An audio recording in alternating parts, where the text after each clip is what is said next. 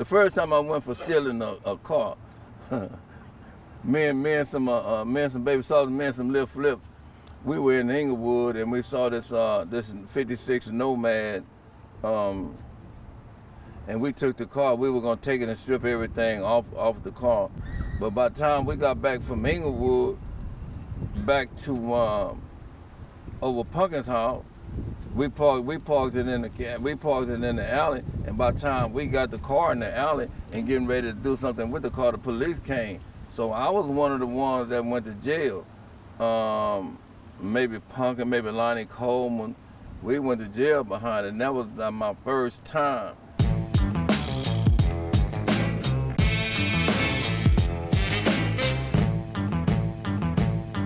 Now you mentioned Pumpkin. His name comes up a lot. He's yeah, man. I remember when Pumpkin got killed, man. Pumpkin got killed at UCLA, man. A dude from Compton killed Pumpkin in about 60, maybe 62. And he lived on 74th and Avalon, 74 between McKinley and Stafford, and that's where we would go. On the weekend, we were going to Pumpkin house. I mean, that was the big yellow fat guy. He was a nice, yeah, he was a nice cat, man. I regret to this day that Pumpkin died like he died. I mean, because my personal opinion is that I think he was at UCLA with somebody he shouldn't have been there. He should have been there with a homie. I mean, the guy that lived next door to him was a homeboy, but he wasn't Lil Flip. He wasn't Baby Slauson. And I mean, I was really mad. I held a grudge, and I still hold a grudge all the way up to this day about that. But I remember a couple of Slauson got killed. One got killed in front of Fremont. He was a tape, and they killed. I think the dude from Compton killed him. And when I come to school the next day, I don't know how they did it, but they had the bungalows where them girls used to take sewing and typing and all that. They had they say Roach did it. It was wrote up on the wall, Compton shall pay. You know, I mean, it had Roach's name on it, so I mean, I guess it was Roach. You know, but Roach was calling that shot. When Kennedy got killed in 63, huh? So I remember my mom waking me up, and my daddy waking me up and talking about, get up, boy, the president is dead. I said, oh man, this show is finna be something. No, man, they can kill Roach. But I didn't know that they were talking about, well, I didn't even know who President Kennedy was. That's how far gone we were. I'm thinking they talking about Roach. So I get up and try to find out some information. Then I find out this is dude named Kennedy. I said, man, I don't know nothing about him. You know, because we wasn't in the politics in those years.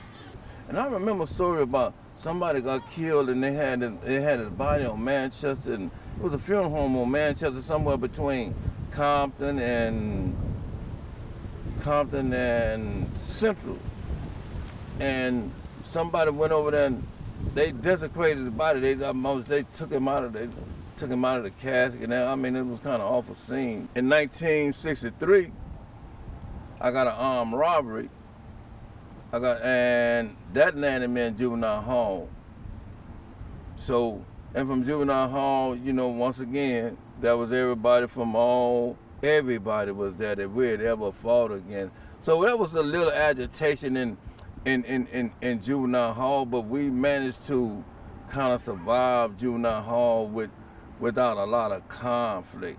But from juvenile hall, we went straight on to youth authority, and you know, probably was years later, 2 or 3 years before we got back to the street. And when I got sentenced, the judge told me to CYA, and I thought he was talking about I was gonna have to see somebody or some person, but he was talking about California Youth Authority. So when I come back in the block and I told the guy, hey man, I got CYA, man. They said, hey man, you going down, man. I said, man, what you know? That ain't what the judge told me. The judge told me to CYA, man. What the hell you talking about? He said, man, that's California Youth Authority. I said, oh man. So we went to Youth Authority, man, and we was all there. Everybody that, you know, that we all the gang bangers that went from juvenile home, and we went to YA together. And me and Lil Jug was we was in Norwalk together. We played ping pong all the time. We would always talk, you know, and that kind of affected me. That kind of hurt me that he had got killed like he had got the way he got killed. But that was my juvenile thing. So after I get out of YA, then the first case, my next case was an armed robbery on 94th and Avalon, which I didn't do. But the state of California said I did. Well, me and Skinny Kenny was someplace else, way west in LA.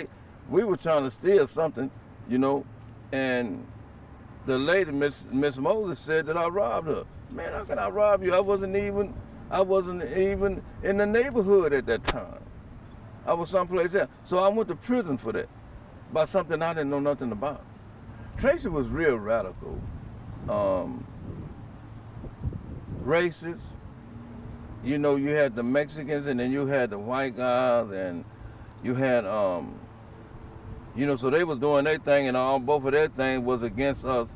And so, but the inner conflict was we not only had a problem with them, we had a problem with the guys that were from up north, you know, San Francisco, Oakland, Berkeley. So we kind of like not at a violent thing against them, but that was a dislike because we were from LA. Maybe they didn't like us, but we sure didn't like them. So we kind of, Slauson was kind of at it with everybody still. So it just continued that way. I mean, some of the guys were probably talking, but I wasn't one of the guys that was talking to the different guys from up north because I was kind of sticking to the people that I knew. And most of those guys was out of Washington, Compton, they was out of Slauson. And then I began to get a little education because I had been listening to Malcolm in the earlier years, and listening to Malcolm, you know, I joined the Nation of Islam under the first resurrection.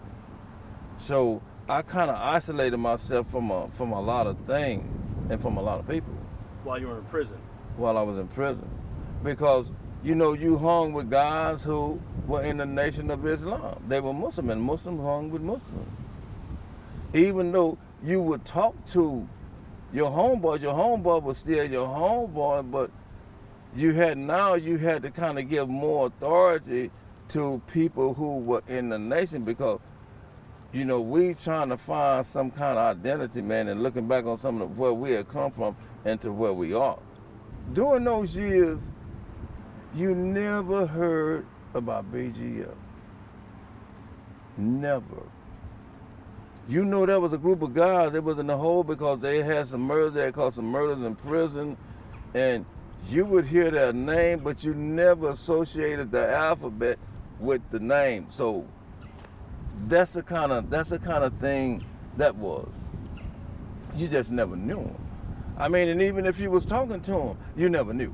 And even today, I mean, everybody know who everybody is, but everybody else don't know who we are. We know everybody. Everybody know that can associate with the name, but now in LA and in San Francisco, people know, you know, because it has been exposed. I stayed in prison from 1965 to 1971. I remember the first book I read, it called Man, Child, in the Promised Land, and then I read The Miseducation of the Negro. But it was a lot of things going on, and a lot of that was dealing with who we are. I think that was our first initial contact with some real awareness. You know, and that was about what we're gonna call ourselves, Negroes, colored folks. We're gonna be black. We're gonna be African American. I remember when they first said that we were black back in the early 60s. They changed our nationality. They changed our whole nationality. No, you're black. Well, who said that? But the big movie stars in the upper, the people in the top of I guess the government made that decision along with maybe folks in the NAACP and all those guys, they gave us our identity. Now, but we ain't Negroes no more. Well, they didn't change all that. We ain't color no more. No, you guys are black. So that was a national thing going on. That was a cultural nationalist. Who Ron Karinga, I think, was the guy who come up with that with Swahili. He was more on, and more about wearing the dashiki with the afro and, just kind of looking like we're culturally different. But I couldn't really see that, and so other people couldn't see it, and so they were talking about nationalism in the sense that we need to do something as a group of people. That's what the nationalists were saying. But the cultural nationalists were willing to live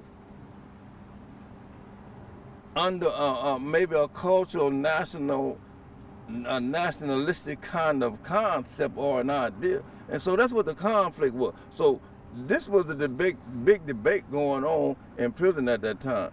So during the big debate, there was some guys a little bit ahead of all that.